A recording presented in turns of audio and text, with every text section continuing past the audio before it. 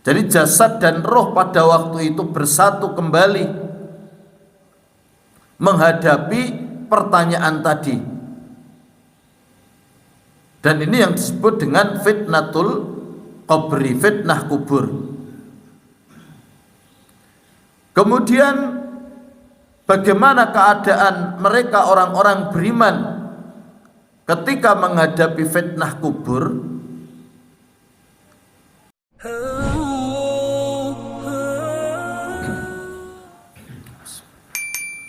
Assalamualaikum warahmatullahi wabarakatuh. Innal hamdalillah wassalatu wassalamu ala Rasulillah wa ala alihi wa ashabihi wa man tabi'ahu bi ihsanin ila yaumil qiyamah. Allahumma shalli ala Muhammad wa ala ali Muhammad kama shallaita ala Ibrahim wa ala ali Ibrahim fil alamin innaka Hamidum Majid. Alhamdulillah. Ikhwati fillah, bapak-bapak, ibu-ibu yang mudah-mudahan dirahmati oleh Allah Subhanahu wa taala. Alhamdulillah, pada kesempatan pagi hari ini dengan izin Allah Subhanahu wa taala kita dikumpulkan di majelis yang mulia ini. Maka marilah kita senantiasa meluruskan niat kita kepada Allah Subhanahu wa taala, bahwa apa yang kita lakukan, apa yang kita kerjakan semata-mata karena menginginkan keridhaan Allah Subhanahu wa taala.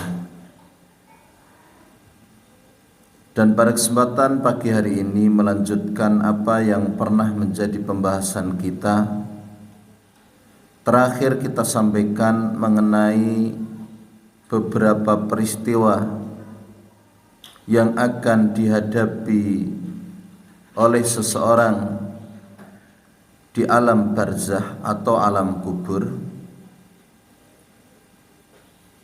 Dua hal yang sudah kita sampaikan, yang pertama yaitu kegelapan kubur, kemudian yang kedua adalah himpitan kubur. Maka pada kesempatan pagi hari ini kita masuk kepada perkara yang ketiga yang akan dihadapi oleh seseorang di alam kubur, yaitu fitnah kubur. Dan berbicara tentang fitnah kubur, di mana Syekh Abdul Aziz Ar-Rajhi rahimahullah,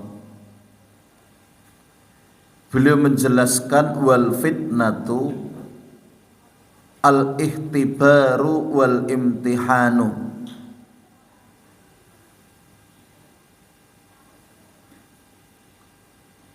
Jadi yang namanya fitnah kubur itu adalah ujian,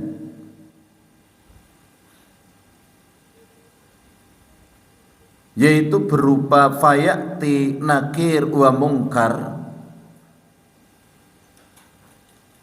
yabtaliyanihi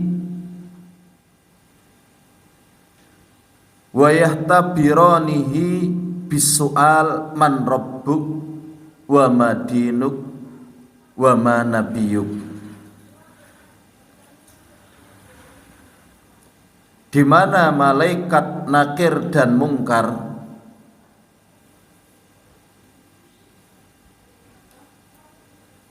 itu menguji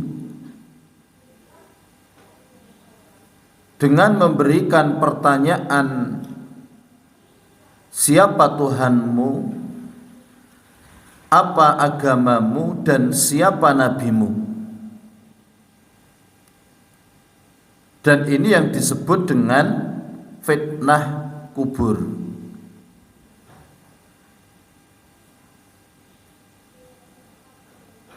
Jadi fitnah kubur kalau demikian berbeda dengan azab kubur.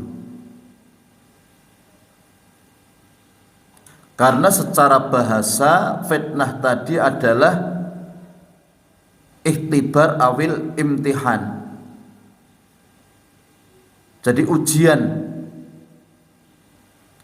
Dan yang namanya ujian ada dua kemungkinan. Yang pertama yaitu lulus, kemudian kemungkinan yang kedua tidak lulus.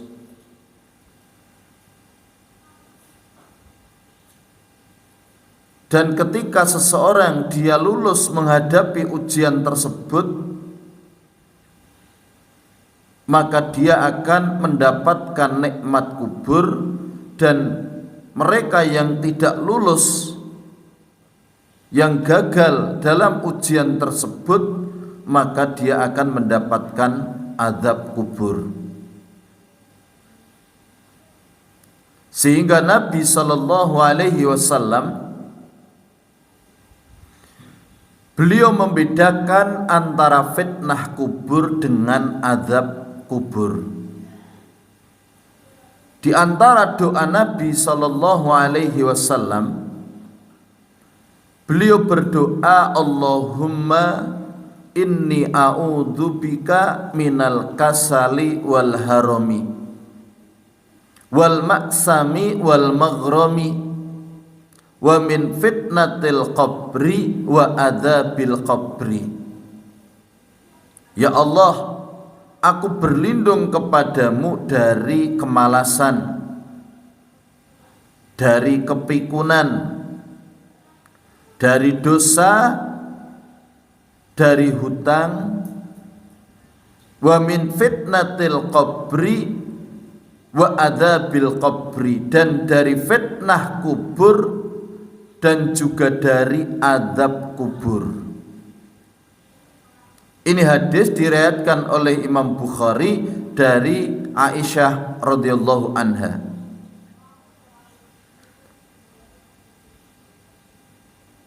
Artinya Rasulullah menyebut fitnah kubur dan azab kubur dalam satu kalimat. Maka kalau Ibnu Abdul Bar dia mengatakan waqad sabata anin nabiyyi sallallahu alaihi wasallam annahu kana yasta'idu min fitnatil qabri wa adabil qabri fi hadisin wahidin wa dzalika dalilun ala anna adabal qabri ghairu fitnatil qabri. Jadi telah tetap dari Nabi Sallallahu Alaihi Wasallam bahwasanya beliau berlindung dari fitnah kubur dan azab kubur, dan itu beliau sebut dalam satu hadis. Maka ini menunjukkan bahwa azab kubur bukanlah fitnah kubur.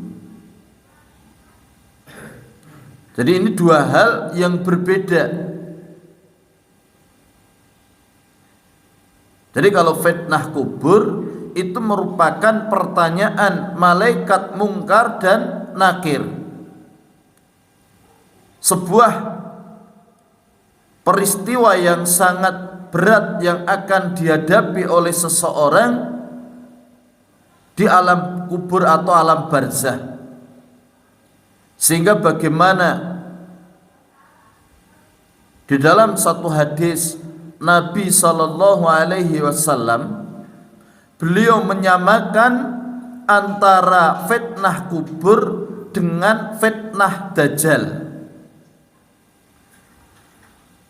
Jadi saking beratnya ya, bagaimana Rasulullah menyamakan atau hampir-hampir sama antara fitnah kubur dengan fitnah dajjal. Di dalam satu hadis yang diriwayatkan oleh Imam Bukhari, Nabi sallallahu alaihi wasallam beliau bersabda, "Uhiya ilayya annakum tuftanuna fi kuburikum misla au qariba. La adri ayyadhalika qalat Asma min fitnatil masihid dajjal." Jadi diwahyukan kepadaku bahwa kalian akan terkena fitnah di dalam kubur. Kalian akan menghadapi fitnah kubur. Dan kata beliau, misla au qariba. Jadi semisal atau mendekati, hampir-hampir serupa. Dengan apa? Dengan fitnah yang aku sendiri tidak tahu apa yang diucapkan Asma. La adri ayyadhalika qalat Asma min fitnatil masihid dajjal, yaitu dari fitnahnya al-masihud dajjal.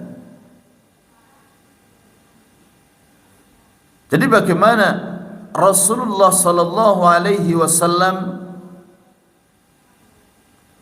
beliau menyamakan atau hampir-hampir sama ya beratnya fitnah kubur dengan fitnahnya dajjal.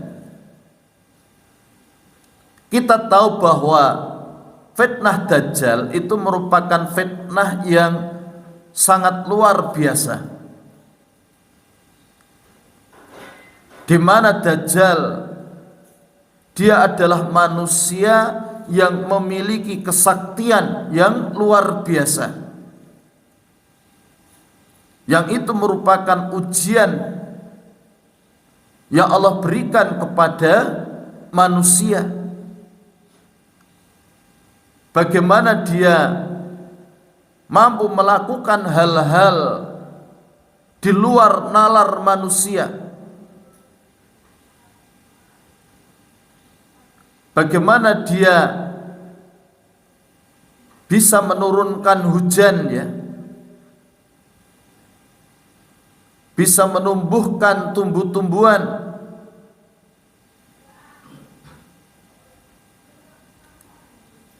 bisa menghidupkan orang yang mati. Dan ini merupakan perkara yang sangat berat yang dihadapi oleh manusia waktu itu.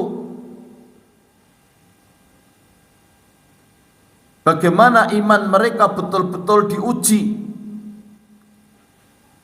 dengan dahsyatnya fitnahnya dajjal. Dan ternyata Nabi sallallahu alaihi wasallam beliau menyamakan fitnah kubur itu semisal dengan fitnah dajjal. Jadi ini yang disebut dengan fitnah kubur. Dan bagaimana di dalam hadis Barok bin Azib, Nabi sallallahu alaihi wasallam bersabda, fatu'adu ruhuhu fi jasadihi, lantas roh itu dikembalikan ke dalam jasadnya. Fayatihi malakan, kemudian datang dua malaikat. Fayujlisanihi, yang keduanya mendudukkan orang tersebut. Fayaqulani lahu, dan mengatakan kepadanya, man rabbuk, siapa Tuhanmu? Fayaqulu rabbi Allah, Tuhanku Allah. Fayaqulani lahu, kemudian keduanya pun mengatakan lagi kepadanya, ma dinuk, apa agamamu? Fayaqulu diniyal Islam, agamaku Islam. Fayaqulani lahu, keduanya mengatakan lagi kepadanya, ma hadzal rajulul ladzi bu'isa fikum, siapakah laki-laki yang diutus kepadamu ini? Fayaqul, maka dia pun menjawab, huwa Rasulullah sallallahu alaihi wasallam. Dia adalah Rasulullah sallallahu alaihi wasallam. Ini yang disebut dengan fitnah kubur.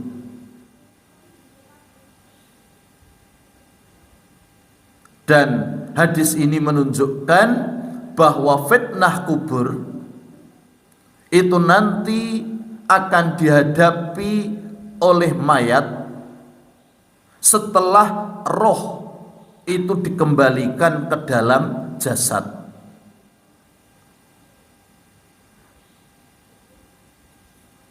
Dan Syekhul Islam Ibnu Taimiyah rahimahullah, beliau katakan, al-ahadisus sahihatu al-mutawatiratu tadullu ala audir ruh ilal badan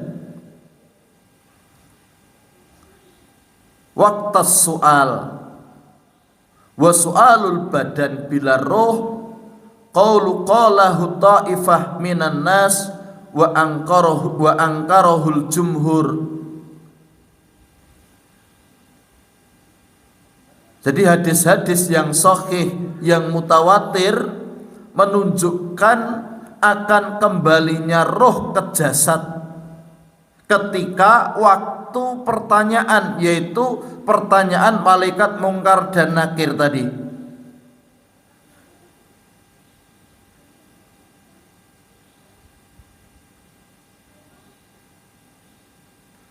Maka pertanyaan malaikat mungkar dan nakir ini akan dialami oleh mayat itu dengan rohnya. Jadi jasad dan roh pada waktu itu bersatu kembali menghadapi pertanyaan tadi. Dan ini yang disebut dengan fitnatul qabri, fitnah kubur. Kemudian bagaimana keadaan mereka orang-orang beriman ketika menghadapi fitnah kubur? Jadi setelah seorang mukmin meninggal, kemudian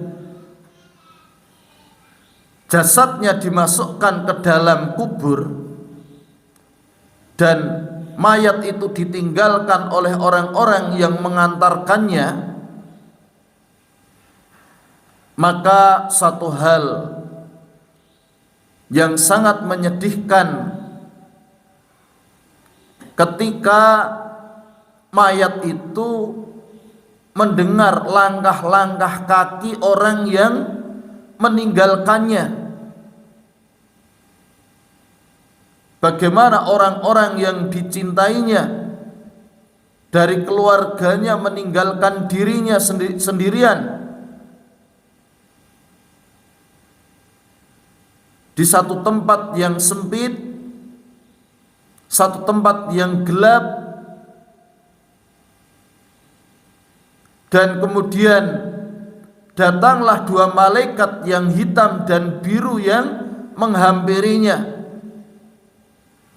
Sehingga Nabi bersabda, idza kubiral mayyitu aw qala ahadukum atahu malakani aswadani asraqani yuqalu li ahadihima al munkar wal akharu an nakir.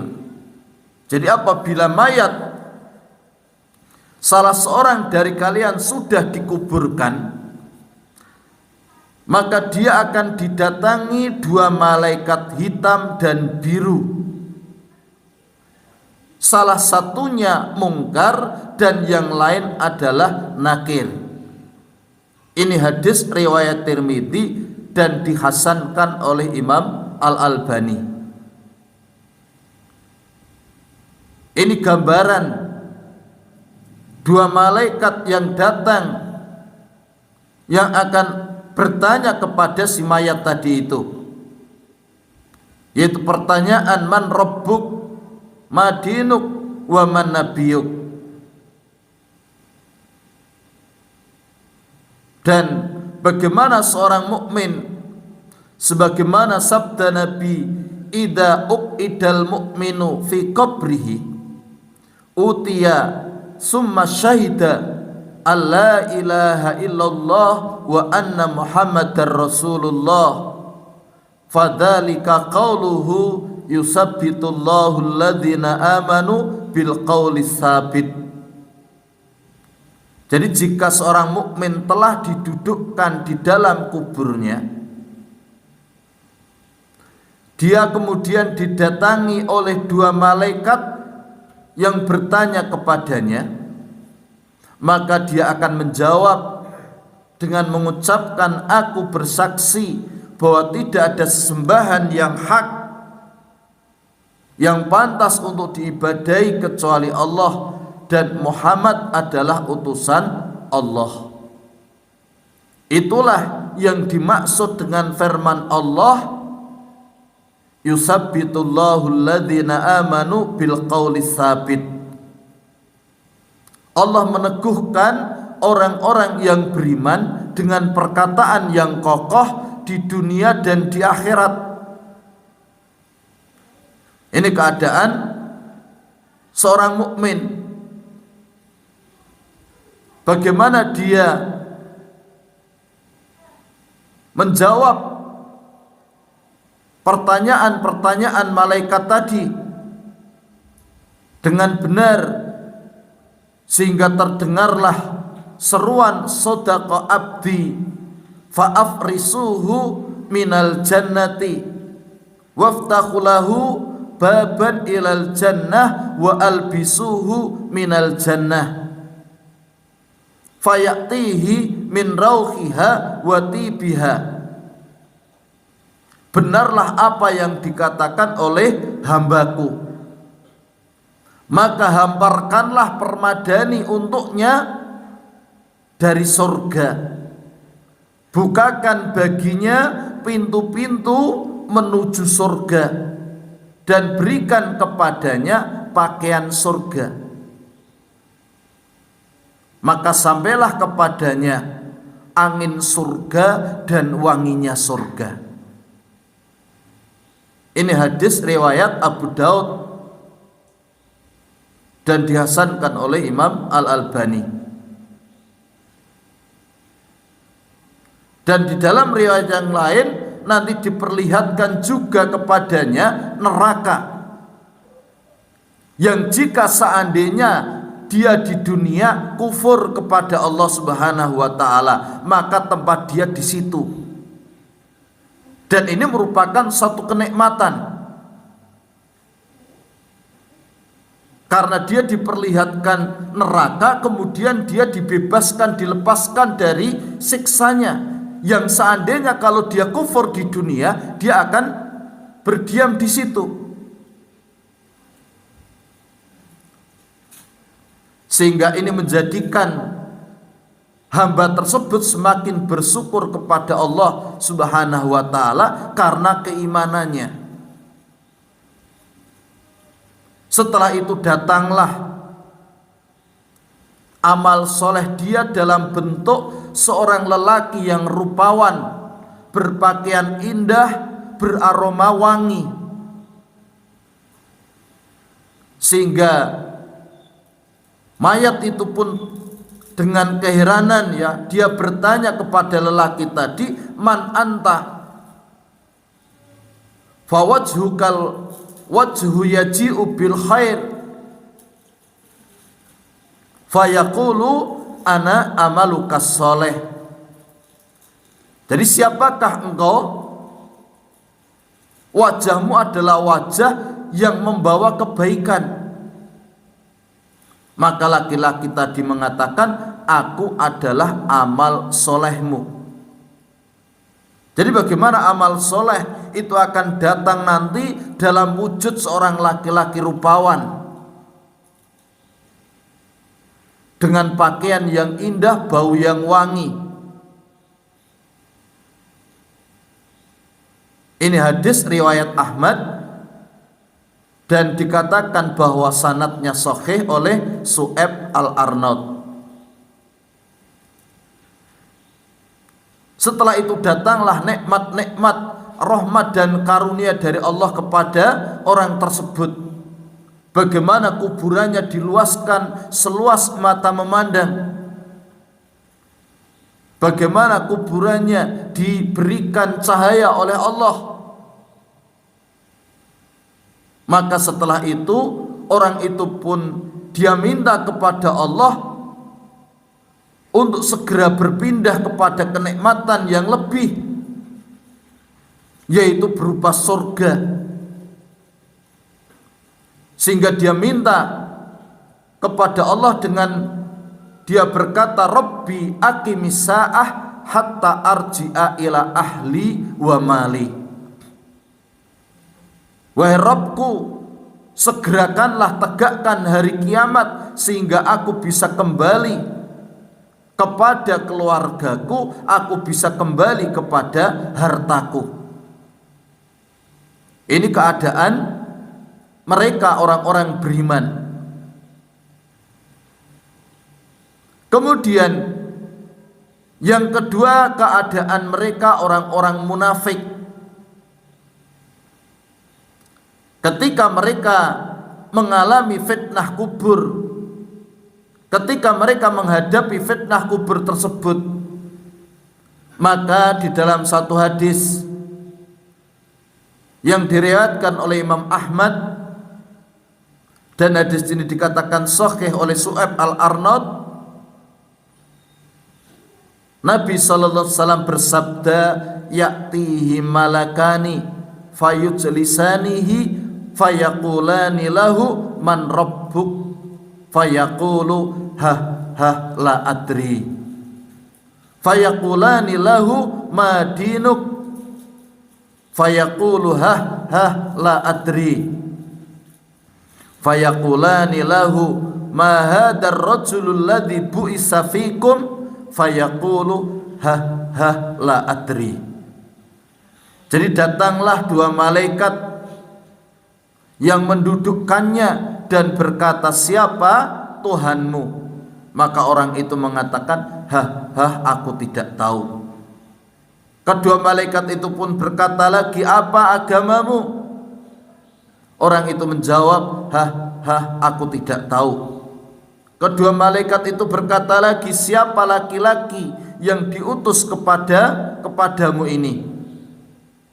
Orang itu mengatakan, aku tidak tahu. Di dalam riwayat yang lain, yang hadis ini diriwayatkan oleh Bukhari, ya, bagaimana orang-orang munafik ketika tidak bisa menjawab tiga pertanyaan dari malaikat, mereka mengatakan, la adri. Sami'tun nasa yaquluna syai'an faqultuhu. Aku tidak tahu, aku mendengar manusia mengatakan sesuatu, aku pun mengikutinya. Dan ini menunjukkan bahwa jawaban terhadap pertanyaan malaikat tersebut itu nanti berkaitan dengan keimanan, bukan berdasarkan hafalan. Sehingga bagaimana mereka orang-orang munafik, mereka tidak bisa menjawab, padahal mereka hafal betul, ya. Tapi dia katakan, sami'tun nasa yaquluna syai'an faqultuhu. Jadi aku mendengar manusia mengatakan sesuatu, aku pun mengikutinya. Jadi ini keadaan mereka orang-orang munafik.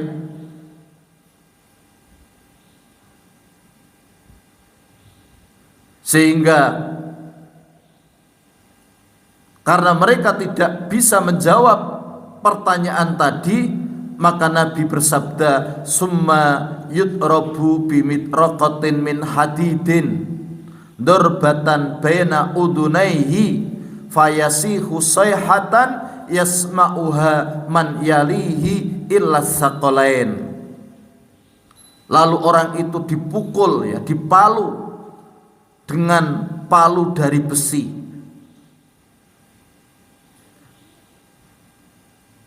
Summa yutrabu bimitraqatin min hadid, dengan satu pukulan baina udunaihi, antara dua telinganya, artinya dipukul di tengkoknya. Fayasihu sayhatan yasma'uha man yalihi, sehingga teriakan itu, ya, dia berteriak-teriak yang suara teriakannya itu terdengar oleh makhluk yang berada di sekelilingnya. Illa tsaqalain, kecuali dua makhluk yang terkenai beban, maksudnya jin dan manusia.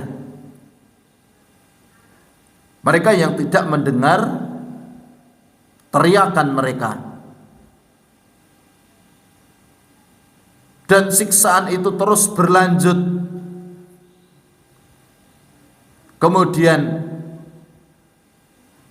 Nabi pun menjelaskan, fayunadi munadin minas sama an kadzdzaba fa'afrisu lahu binan nar waftahu lahu baban ilan nar fayatihi min harriha wa samumiha wa yudayyiku alaihi qabruhu hatta yahtalifa fihi atla'uhu wa ya'tihi rajulun qabihul wajhi qabihus siyabi muntinur rihi fayaqulu abshir billadhi yasu'uka hada yaumuka alladhi kunta tu'adu fayaqulu man anta fawajhukal wajhu yaji'u bisyar fayaqulu ana amalukal khabith fayaqulu rabbi la tuqimis sa'ah. Jadi kemudian setelah itu terdengarlah seruan dari langit, orang itu telah berdusta, maka hamparkanlah untuknya permadani dari neraka, bukakan untuknya pintu menuju neraka, sehingga dia pun bisa merasakan hawa panasnya.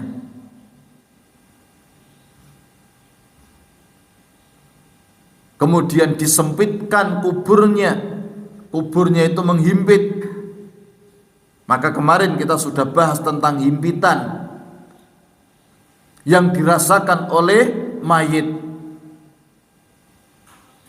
Kemarin kita sebutkan bagaimana orang beriman pun mereka juga mengalami himpitan. Cuma mereka orang beriman itu akan dilepaskan setelah dia menjawab pertanyaan dengan benar. Jadi himpitan yang menimpa kepada orang beriman itu sebentar. Adapun orang kafir bagaimana? Kubur itu menghimpit dirinya hingga tulang-tulang rusuknya berantakan, bersilangan. Kemudian datanglah seorang laki-laki dengan wajah buruk, pakaian buruk, bau busuk. Dan dia berkata, bergembiralah dengan hal-hal yang membuatmu bersedih. Ini adalah hari yang sebelumnya telah dijanjikan kepadamu. Maka orang tadi pun mengatakan, siapakah kamu? Wajahmu adalah wajah yang buruk. Maka laki-laki tadi menjawab, aku adalah amal buruk kamu. Kemudian dia pun, orang itu pun mengatakan, wahai Rabbku, janganlah engkau tegakkan hari kiamat. Ini keadaan mereka, orang-orang munafik, ya. Kemudian tentang keadaan mereka orang-orang kafir, apakah mereka juga akan mendapati atau menghadapi fitnah kubur? Maka nanti para ulama ada khilaf di kalangan mereka. Mereka ada perbedaan pendapat. Sebagian ulama mengatakan bahwa orang kafir tidak ditanya, tidak mengalami fitnah kubur, tetapi langsung disiksa. Tetapi sebagian ulama yang lain mengatakan bahwa mereka pun juga akan menghadapi fitnah kubur. Mereka berdalil dengan riwayat yang menjelaskan tentang fitnah kubur yang akan menimpa kepada setiap orang, baik mukmin maupun kafir.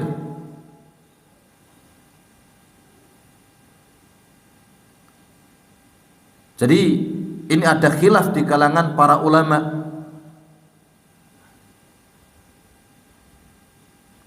Dan pendapat yang lebih kuat adalah pendapat yang mengatakan bahwa orang kafir pun mereka juga akan menghadapi fitnah kubur. Mereka juga akan ditanya, dan mereka pun orang-orang yang tidak akan bisa menjawab pertanyaan-pertanyaan tersebut. Ini adalah fitnah kubur. Kemudian siapakah orang-orang yang selamat dari fitnah kubur? Jadi nanti ada orang-orang yang mereka selamat dari fitnah kubur. Di antaranya yang pertama, orang yang mati syahid. Orang yang mati syahid. Sebagaimana di dalam satu hadis di mana Nabi pernah ditanya, "Ya Rasulullah, ma balul mu'minina yuftanuna fi kuburihim illa syahid?"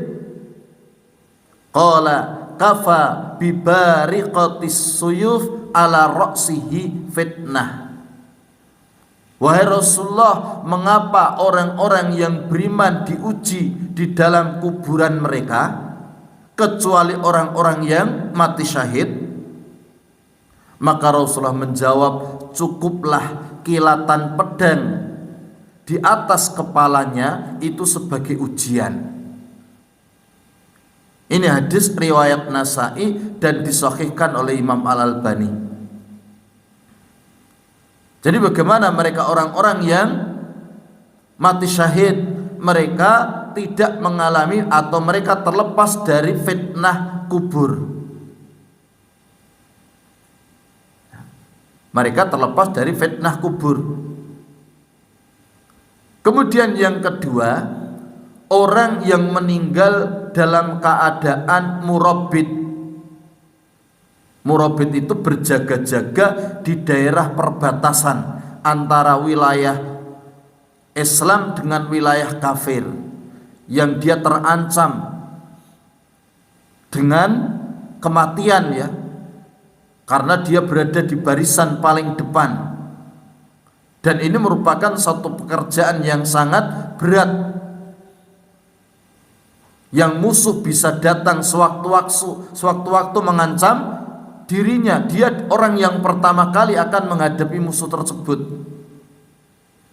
sehingga bisa saja setiap saat dia terbunuh. Dan orang yang semacam ini dia senantiasa dalam kondisi waspada setiap saat.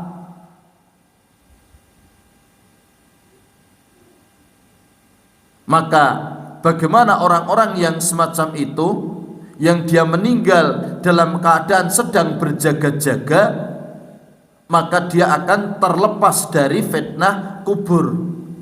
Rasulullah bersabda, ribatu yaumin wa lailatin khairun min siyami syahrin wa qiyamihi wa in mata jara alaihi amaluhu alladhi kana ya'maluhu wa ujri alaihi rizquhu wa aminal fattan.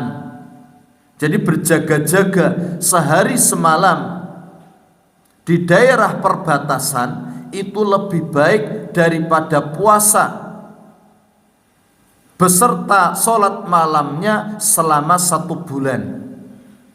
Seandainya dia meninggal, maka pahala amalnya yang telah dia perbuat akan terus mengalir dan akan diberikan rezeki baginya, dan dia terjaga dari fitnah. Artinya dari ujian pertanyaan malaikat mungkar dan nakir. Ini hadis riwayat Muslim. Hadis riwayat Muslim. Kemudian yang ketiga, orang yang meninggal di malam Jumat atau hari Jumat.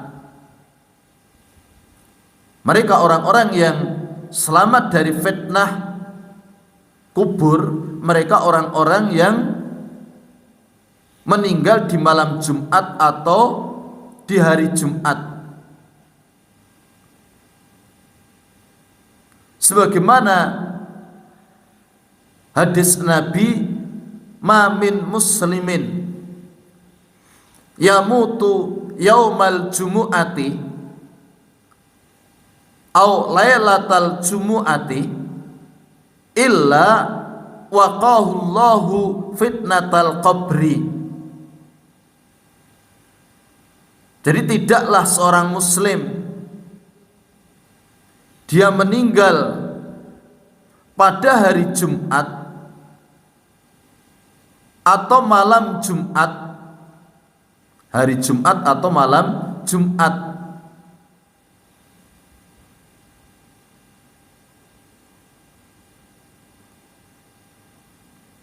melainkan Allah akan menjaganya dari fitnah kubur.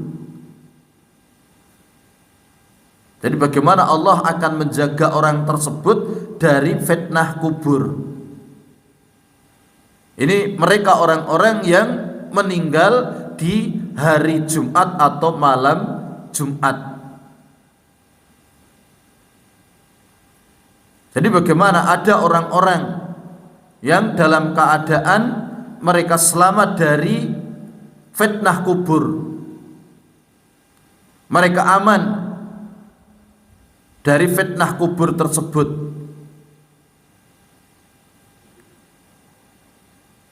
Artinya Allah akan memberikan perlindungan baginya dari fitnah kubur.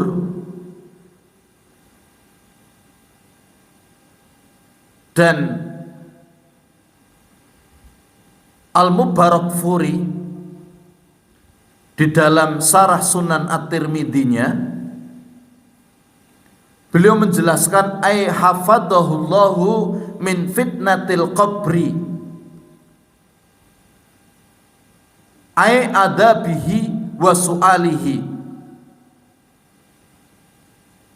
Artinya Allah akan menjaganya, menjaga orang tersebut itu dari fitnah kubur, yaitu pertanyaan di dalam kubur, atau dari adabnya, atau dari pertanyaan yang ada di alam kubur tadi itu.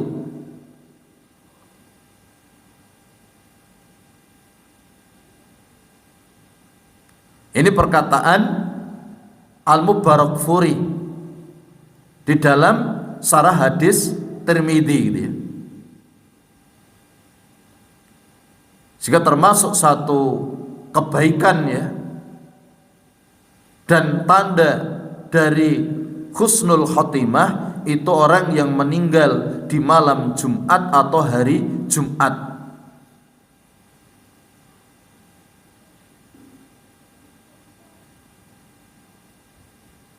Ini tentang mereka orang-orang yang dibebaskan, diselamatkan dari fitnah kubur. Kemudian kita akan masuk kepada hal keempat yang akan dihadapi oleh seseorang di alam barzah, yaitu azab ataupun nikmat kubur. Jadi setelah menghadapi fitnah kubur, ketika dia lulus, dia selamat, maka dia akan menghadapi yang namanya nikmat kubur. Dan ketika dia tidak lulus, tidak bisa menjawab pertanyaan tadi, dia pun akan menghadapi azab kubur. Dan berbicara tentang azab ataupun nikmat kubur, maka dalil-dalil yang berkaitan dengan azab dan nikmat kubur sangat banyak. Karena ada orang-orang yang tidak meyakini, tidak mempercayai tentang azab ataupun nikmat kubur. Padahal dalil-dalil nanti yang menyebutkan perkara ini sangat banyak, baik itu dari Al-Quran maupun dari hadis-hadis Nabi. Jadi bagaimana seseorang itu akan mengalami peristiwa di dalam kuburnya? Di antaranya adalah tadi, ya, kalau dulu sudah kita sampaikan tentang bagaimana kegelapan kubur, bagaimana himpitan kubur yang dialami oleh seseorang, sehingga Rasulullah bersabda, inna hadhil kubur mumtali'atun ala ahliha dzulmatan wa innallaha yunawwiruha bisolati 'alaiha. Sesungguhnya kuburan ini dipenuhi dengan kegelapan atas penghuninya, dan sesungguhnya Allah meneranginya dengan solatku kepadanya. Kemudian tentang himpitan kubur, bagaimana Nabi sallallahu alaihi wasallam, beliau juga menjelaskan bahwa itu akan menimpa kepada setiap orang, dan kalau ada yang selamat maka dia adalah Sa'ad bin Mu'ad, ya, Sa'ad bin Mu'ad.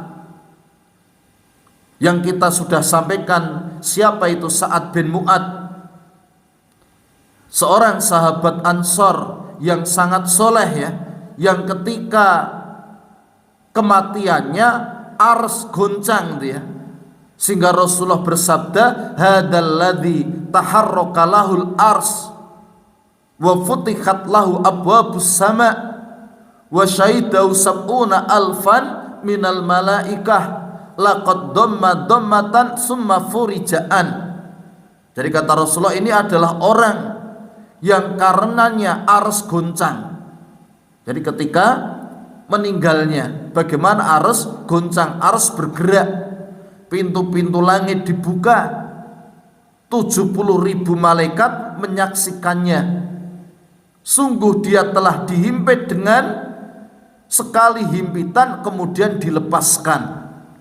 Ini yang dialami oleh Mu'ad, ya, Sa'ad bin Mu'ad. Artinya tidak ada yang selamat dari himpitan alam kubur ini.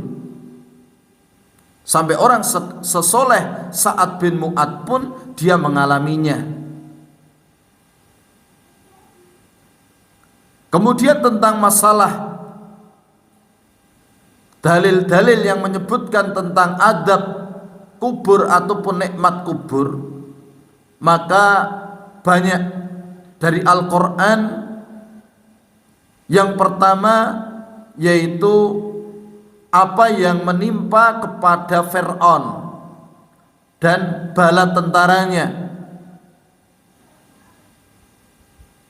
Di dalam surat Ghafir ayat 46, di sana dikatakan annaru yu'raduna 'alaiha ghuduwa wa asyiya wa yauma taqumus saah adkhilu ala fir'auna asyaddal adzab. Kepada mereka dinampakkan, annaru yu'raduna, Jadi neraka itu dinampakkan kepadanya, dipaparkan kepadanya, yu'raduna. Ada beberapa pendapat para ulama tentang an-naru yu'raduna 'alaiha ghuduwa wa asyiya itu. Jadi bahwasanya neraka itu dipaparkan kepadanya ya di setiap pagi dan petang. Jadi bagaimana para ulama mereka mengatakan tentang perkara ini, tentang dipaparkannya atau dinampakkannya neraka kepada Fir'aun dan bala tentaranya.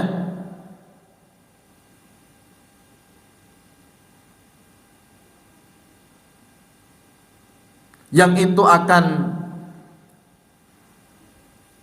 diberikan kepada Fir'aun dan bala tentaranya sebelum hari kiamat.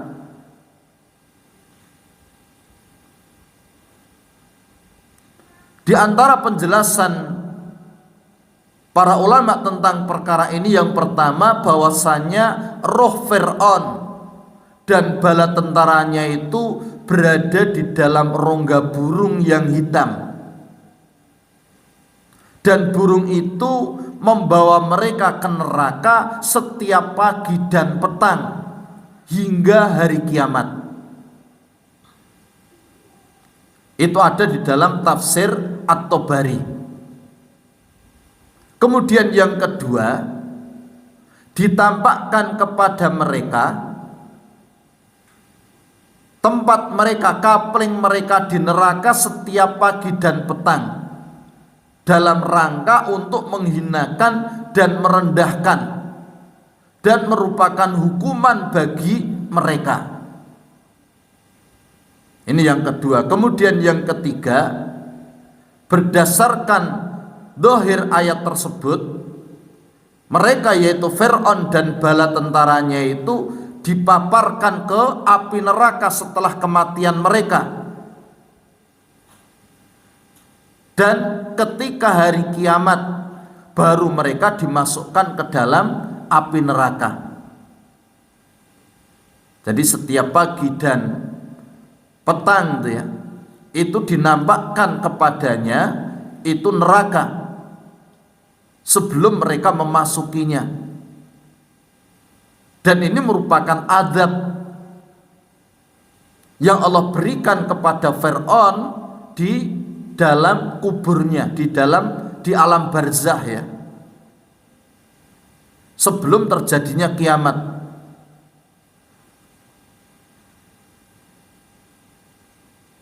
Jadi bagaimana neraka itu dinampakkan kepadanya setiap pagi dan petang, dan pada hari terjadinya kiamat dikatakan kepada malaikat, masukkanlah Fir'aun dan kaumnya ke dalam azab yang sangat keras.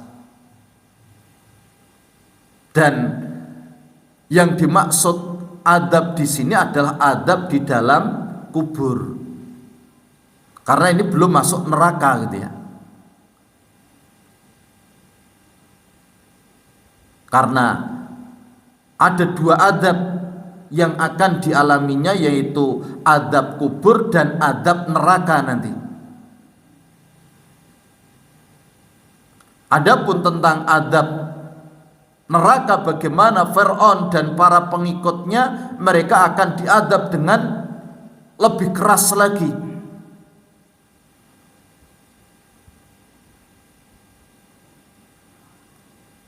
Ini dalil yang pertama. Jadi bagaimana? Banyak dalil atau ayat-ayat yang menyebutkan tentang perkara, yaitu tentang adab ataupun nikmat kubur itu ya. Jadi bahwa di kubur itu ada nikmat, di sana juga ada adab.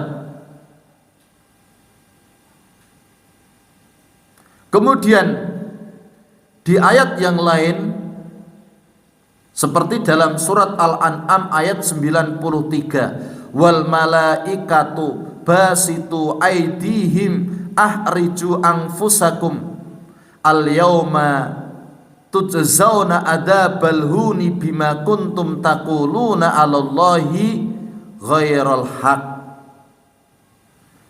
Sedang para malaikat memukul dengan tangannya sambil berkata, keluarkanlah nyawamu di hari ini.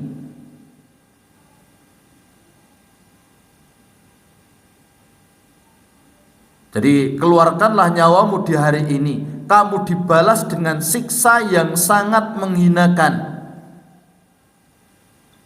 karena kamu selalu mengatakan terhadap Allah perkataan yang tidak benar. Dan kata-kata al-yaum ya, al-yauma tujzauna adzabal hun, pada hari ini, maka yang dimaksud dengan hari ini itu adalah adab. Adab yang dimaksud hari ini itu bukan di neraka, tetapi itu terjadi di alam kubur. Jadi bagaimana? Adab itu ada juga dan akan dialami di alam barzah atau alam kubur. Kemudian di dalam surat Toha ayat 124, di sana juga disebutkan wa man a'rada an dzikri fa inna lahu ma'isyatan dongka wa nahsuruhu yaumal qiyamati a'ma, dan barang siapa berpaling dari peringatanku maka sesungguhnya baginya kehidupan yang sempit dan kami akan menghimpunkannya pada hari kiamat dalam keadaan buta. Sebagian salaf mereka menafsirkan yang dimaksud dengan ma'isatan dongka, kehidupan yang sempit, itu adalah alam barzah. Jadi alam kubur.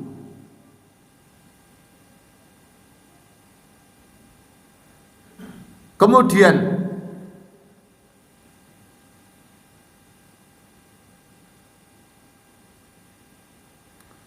di dalam surat Al-Qamar ayat 38,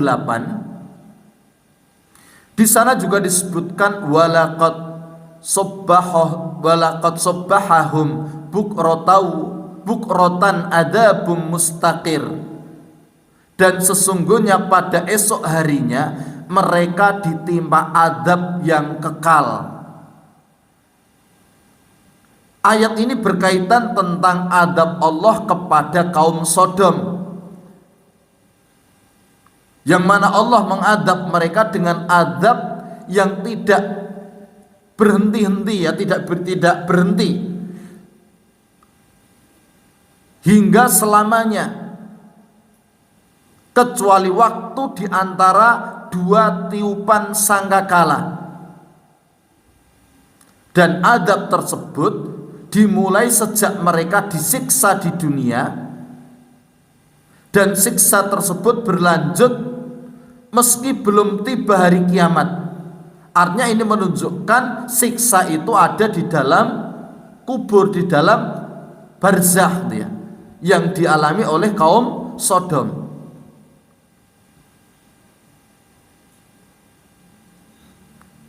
Jadi tentang dalil-dalil yang menyebutkan tentang azab kubur, maka banyak, dan juga tentang nikmat kubur.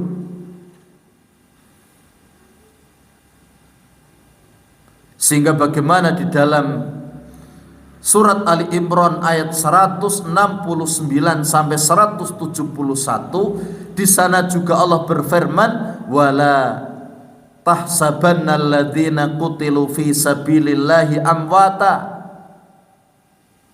bal ahya'un inda rabbihim yurzaqun farihina bima atahumullahu min fadli wa yastabshiruna billadzina lam yalhaqu bihim min khalfihim ala khaufun alaihim walahum yahzanun yastabshiruna bi nikmatin minallahi wa fadlin wa annallaha la yudhi'u ajral mu'minin.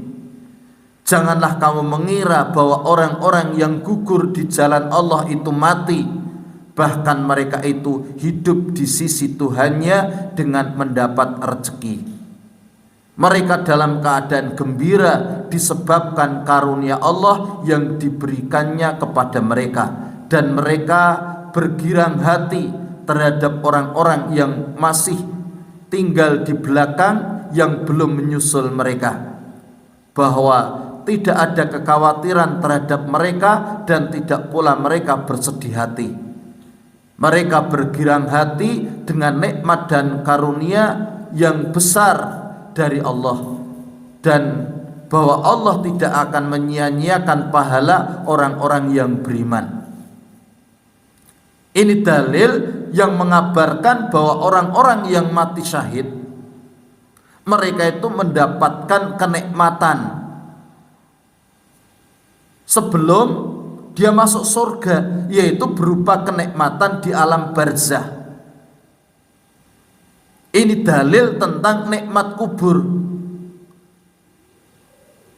Jadi bagaimana mereka, ada orang-orang yang merasakan kenikmatan tersebut, maka ini semua menunjukkan bahwa nikmat kubur ataupun adab kubur itu betul-betul hak.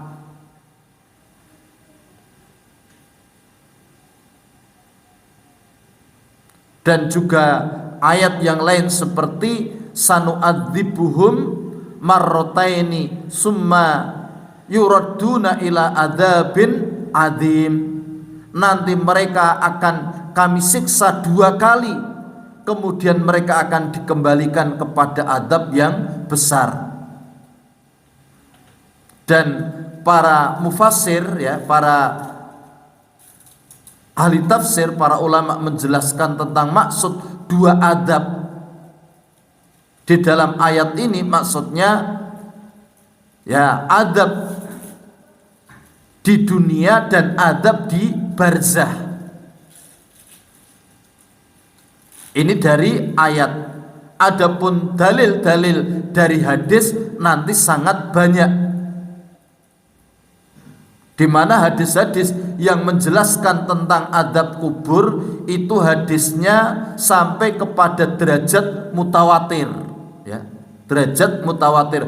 Hadis yang paling tinggi derajatnya itu derajat yang mutawatir, ya. Dan ternyata nanti hadis-hadis yang menjelaskan tentang adab kubur ini derajatnya sampai mutawatir. Jadi ini bapak-bapak, ibu-ibu yang mudah-mudahan dirahmati oleh Allah Subhanahu wa taala, berbicara tentang masalah nikmat ataupun adab kubur. Sehingga bagaimana kita senantiasa memohon, berdoa kepada Allah, berlindung dari apa yang terjadi di dalam kubur, ya, dari termasuk dari adab kubur, sehingga di penghujung sholat setelah tasyahud, bagaimana di dalam hadis yang diriwayatkan dari Abu Hurairah, Nabi bersabda, idza faragha ahadukum minat tasyahudil akhir, maka apabila salah seorang dari kalian selesai dari tasyahud akhir, maka hendaklah dia memohon, meminta perlindungan kepada Allah. Falyata'awwad billahi min arba', maka hendaklah dia meminta perlindungan dari 4 perkara. Min adabi jahannam, wa min adabil qabri, wa min fitnatil mahya wal mamat, wa min syarri al-Masihid Dajjal. Jadi 4 perkara tersebut dari adab neraka, adab kubur, fitnah kehidupan dan kematian, dan keburukan Dajjal. Nah, ini Bapak-bapak Ibu-ibu yang bisa kita sampaikan pada pagi hari ini, dan insya Allah kita akan lanjut pada kesempatan-kesempatan yang akan datang. Jadi tentang masalah bagaimana peristiwa-peristiwa yang terjadi di alam barzah ya. Bagaimana tentang nikmat, bagaimana tentang adab yang akan terjadi pada mayat itu ya. Berdasarkan hadis-hadis, nanti banyak hadis-hadis yang menjelaskan tentang perkara ini. Wallahu alam bisawab, ini yang bisa kita sampaikan. Kalau ada salah khilafnya saya istighfar kepada Allah, mohon maaf. Aqulu qouli hadza wastaghfirullah li wa lakum wa lisairil muslimina min kulli dhanbin innahu huwal ghafurur rahim. Mari kita tutup majelis pada pagi hari ini dengan doa kafaratul majelis. Subhanaka Allahumma wa bihamdika asyhadu an la ilaha illa anta astaghfiruka wa atubu ilaik. Wassalamualaikum warahmatullahi wabarakatuh.